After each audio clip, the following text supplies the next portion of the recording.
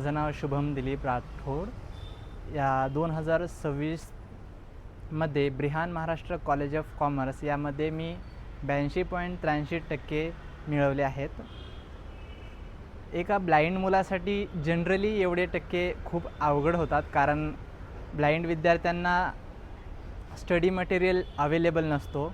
तर कॉलेजच्या शिक्षकांनी, प्रोफेसरांनी सर्वांनी आम्हाला व्यवस्थित स्टडी मटेरियल प्रोव्हाइड केलं। ते PDF माध्यमातून असेल किंवा ऑडिओ बुक्सच्या माध्यमातून, त्यामुळे आम्हाला खूप जास्त मदत मिळाली। तसं मी मूळचा यवतमाळ जिल्ह्याचा आहे आणि तिथेच आईवडील शेती वगैरे करतात। तर पुण्यामध्ये शिक्षण घेणं खूप साऱ्या विद्यार्थ्यांचं एक स्वप्न असतं। तर तो स्वप्न माझ्या आईवडिलांमुळे व निवांत अंधमुक्त विकासालय यांमुळे यशस्वी झाला आहे। त्यासाठी मी मीरा मॅम आणि उमादीदीचं खूप आभार मानेल। नमस्कार, माझे नाव अजिंक्य अनिल डोके।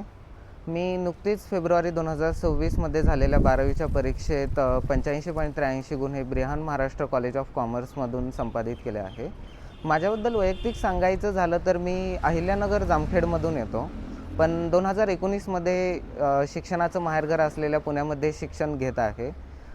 दृष्टिबाधित असल्या कारणाने म्हणजे 12वी ही एक मोठा टप्पा माझ्यासाठी होती, कारण बऱ्याच वेळेस ग्रामीण भागातल्या मुलांना किंवा त्यातली त्यात अपंग मुलांना संधी भेटत नाही। संधी भेटली तर बऱ्याच वेळेस सिस्टम त्यांना चांगल्या प्रकारे एक्सेप्ट करत नाही। बट चांगल्या कॉलेजमध्ये BMCC सारख्या चांगल्या कॉलेजमध्ये ॲडमिशन भेटल्यामुळे आणि एक सपोर्टिव्ह स्टाफ भेटल्यामुळे मला 12वीची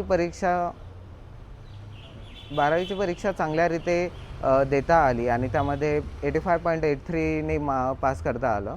मी तसा शेतकरी कुटुंबातून येतो आणि आता कॉलेजबद्दल थोडंसं सांगायचं झालं किंवा माझ्या शैक्षणिक आयुष्याबद्दल जर सांगायचं झालं तर वाईट प्रसंग म्हणायला गेलं तर हे दररोज कॉलेजला जाणं इतकंच अवघड आहे। म्हणजे मी तसा मूळचा म्हणजे विश्रांतवाडीत मी राहतो वसतिगृहामध्ये, आणि तिथून ते डेक्कन कॉलेज म्हणजे डेक्कन कॉर्नरपर्यंत जायचा प्रवास हा दररोजचा खडतर। त्यातली त्यात दररोज कॉलेज अटेंड करणं, 75% अटेंडन्स मेंटेन करणं हे मेंडेटरी, आणि त्यातली त्यात म्हणजे तिथं कॉलेजला पोहोचल्यापासून चालू होतो तो चांगला अनुभव, कारण एवढे चांगले प्रोफेसर्स, एवढा चांगला स्टाफ, त्यातून 110ची संख्या असलेल्या वर्गामध्ये जवळजवळ तरीसुद्धा प्रोफेसर आपल्याकडे खास लक्ष देतात। म्हणजे अकाउंटिंगमध्ये काही व्हिज्युअलायझेशनच्या कन्सेप्ट असतात, ट्रायल बॅलन्समध्ये फॉर्मॅट असा आहे, हे अक्षरशः हाताला धरून सांगण्यापर्यंत की डेबिट साईड कोणते आहे, क्रेडिट साईड, इथपर्यंत प्रोफेसर्सनी लक्ष दिलं।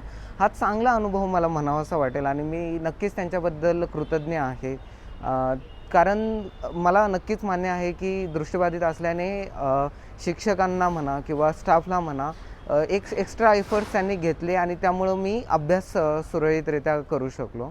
त्याचबरोबर सांगायचं झालं तर मी निवांत अंधमुक्त विकासालयामध्ये माझे 12वीचे क्लासेससुद्धा केलेले आहेत। जसं कोचिंग क्लासेस आपण म्हणतो तसं ह्या ऑर्गनायझेशनमध्ये मी कॉमर्सचे क्लासेस केले होते।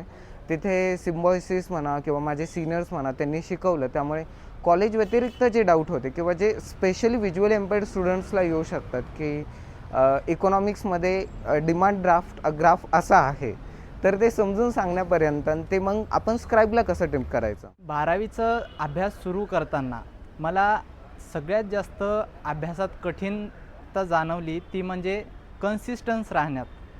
मी 4-5 दिवस करायचो, परत सोडून द्यायचो, परत करायचो, परत सोडून द्यायचो।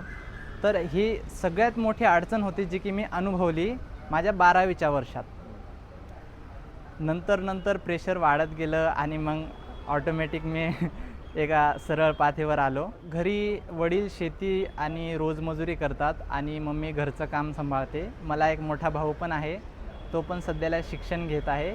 माझ्या घरी 2 एकर कोरडवाहू जमीन आहे, तर त्यावर मुख्यतः आम्ही सोयाबीन लावत असतो। मी अंध असल्यामुळे जास्त तर मी ऑडिओ बुक्सचा वापर करायचो। जे काही आपले नॉर्मल बुक्स असतात तेच आम्हाला रेकॉर्ड करून दिलेले असतात, तर त्या बुक्सला ऐकायचो आणि त्यानेच पूर्ण सिलेबस कव्हर करण्याचा प्रयत्न करायचो। काही ॲकॅडमिक क्लासेस पण होते जे की आम्हाला निवांतकडून प्रोव्हाइड केले जायचे, तर त्यांनी पण आम्हाला खूप मदत मिळाली। शिक्षकांचं खूप छान स्वभाव होता आणि सहकार्य पण अगदी उत्तम होतं। जनरली कॉमर्समध्ये अकाउंट्स हा सब्जेक्ट असतो आणि तोच सगळ्यात डिफिकल्ट मानला जातो, कारण त्यामध्ये लेआउट, लेजर वगैरे असतात. तर सर्व शिक्षक आम्हाला एकदम व्यवस्थितरित्या सांगायचे की कोणते लेआउट कसं काढायचे, डेबिट कोणत्या साईडला असतं, क्रेडिट कसं कोणत्या साईडला असतं, पोस्टिंग करताना काय लक्षात ठेवायचं, हे आम्हाला खूप व्यवस्थित शिकवायचे. बऱ्याच वेळेस सामान्य लोकांना प्रश्न असतात की ह्यांच्यासाठी एखादा सोपा पेपर काढला असेल किंवा हे पेपर कसा देतात, असे सुद्धा प्रश्न असतात. तर मी परीक्षेबद्दल सांगू इच्छितो की परीक्षा पेपर हा सगळं काही सेम असतं आणि एक खंत आहे की इंग्लिशचा पेपर मला खरं ऑनेस्टली अवघड गेला, कारण त्याचा अनएक्सपेक्टेड पेपर मला वाटला तो त्याच्यामुळे. आणि तसेच तेच पेपर आम्हाला असतात, फक्त फरक किंवा ट्विस्ट एवढाच असतो की लिहिण्यासाठी आम्हाला एक लेखनिक असतो, तो पेपर वाचून दाखवतो क्वेश्चन पेपर, आणि आम्ही त्या क्वेश्चननुसार त्याला आन्सर ट्रिप करतो, त्याच्याबरोबर त्याला फॉर्मॅट सांगतो आणि त्याच्यानुसार आम्ही आमचे पेपर पूर्ण करतो. मला चांगलं वाटतं आहे की आत्ता ह्याच्या माध्यमातून तुमच्यापर्यंत पोहोचू शकतो आहे, आणि हे खरं म्हणजे 85.83 ही माझ्यासाठी तेवढी मोठी गोष्ट वाटत नाही आहे. हे अजून पुढं खूप मोठं आयुष्य आहे आणि शैक्षणिक वाटचाल खूप मोठी राहिलेली आहे. पण ह्या व्हिडिओतून किंवा ह्याच्या माध्यमातून फक्त आपल्यापर्यंत येण्याचा उद्देश एवढाच वाटतो मला की अवेअरनेस असावा लोकांमध्ये. म्हणजे मी वाईट अनुभव सांगितला ट्रॅव्हलिंगचा वगैरे, त्यामध्ये सुद्धा आपण इम्प्रूव्हमेंट करू शकतो ह्या अवेअरनेसच्या दृष्टीने इथे. कॉलेजला जाताना सगळ्यात मोठा वाईट अनुभव म्हणलं तर ट्रॅव्हलिंग. सगळ्यात पहिले मी पुण्यामध्ये बाहेर येताना माझ्यासाठी सगळ्यात मोठं चॅलेंज होतं की कॉलेजपर्यंत कसं जायचं, कसं यायचं, तर ते मला माहिती नव्हतं. तर पुण्यातल्या लोकांचं खूप सपोर्ट मिळाला. मी PMTनी प्रवास करायचो दररोज, तर त्यासाठी लोक कळवायचे की कोणती बस धरायची, बस आली की सांगायचे की ह्या बसने तुला इकडे इकडे जाता येईल. घरचे खूप जास्त आनंदित होते. अगदी वडिलांना तर माझ्यावर अभिमान होत होता की तू एवढे चांगले केले म्हणून. दादा पण अगदी खूप जास्त आनंदात होता. एक म्हणायला गेलं तर मी त्यांना असं सपोर्ट करू शकतो आता, त्यांना त्याचं आश्वासन त्यांना मिळालं. मी सध्याला CMA घेण्यासाठी हे करतो आहे, CMA chartered and management accounting. त्याबरोबरच RBI ग्रेड B एक्झाम मला क्रॅक करायची आहे. तो माझा एक मोठा स्वप्न आहे, त्याच्याचसाठी प्रिपरेशन चालू आहे. आता शिक्षणासाठी मी सध्याचा प्लॅन आहे की मी BCom घ्यावं आमच्याच ब्रिहान महाराष्ट्र कॉलेज ऑफ कॉमर्समध्ये, आणि त्याबरोबरच एक प्रोफेशनल सर्टिफिकेशनसाठी CMA कोर्स कंप्लीट करावा. माझं तसं ध्येय हे मी कंपनी सेक्रेटरीची प्रिपरेशन करत आहे, आणि तसंच मला गव्हर्नमेंट सेक्टरमध्ये इंटरेस्ट आहे. पर्टिक्युलरली मी UPSC CSE बद्दलसुद्धा इंटरेस्टेड आहे आणि मला त्याबद्दल ट्राय करायचं आहे.